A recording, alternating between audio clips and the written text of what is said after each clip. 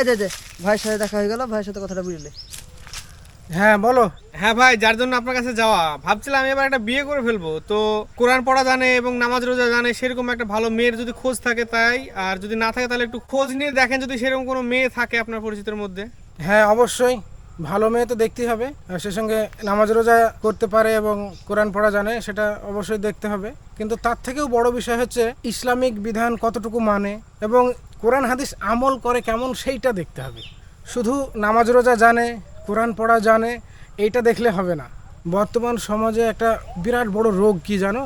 সেটা হচ্ছে যে অধিকাংশ মেয়েরাই বিয়ের পূর্বে নামাজ রোজা শিখে, কোরআন পড়া শিখে, উদ্দেশ্য মাত্র একটাই, ছেলেপক্ষ দেখতে এসে জিজ্ঞেস করবে মেয়ে কোরআন পড়া জানে, নামাজ রোজা জানে, সেই উদ্দেশ্যেই নামাজ রোজা শিখে এবং কোরআন পড়াটাও শিখে। তারপরে দেখি অধিকাংশ মেয়েই বিয়ের পরে কোরআনটাকে নিয়ে গিয়ে হয় কোনো কিছুর উপরে তুলে রাখে, বছরের পর বছর ধুলে জমে যায়, এবং নামাজ রোজা হয়তো রমজান মাসে ছিটাফোটা যেটুকু পারলো সেটুকু করলো। ইসলামিক বিধান অনুযায়ী মৃত্যুর আগ পর্যন্ত আর চলে না।